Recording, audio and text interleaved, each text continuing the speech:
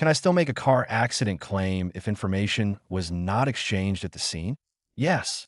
In North Carolina, not exchanging information at the scene does not automatically end your car accident claim, but it can make the claim harder because you still need to prove who was involved, what happened, who was at fault, what insurance may apply, and how the crash caused your injuries or losses.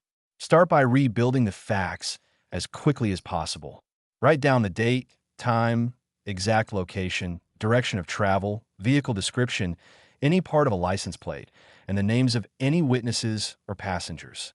Look for photos, videos, dash camera footage, nearby businesses, towing records, repair records, and any messages connected to the crash. You should also check whether there is a law enforcement crash report.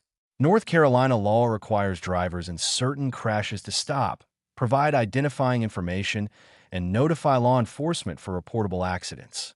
A crash report may contain the driver, vehicle, or insurance information you're missing.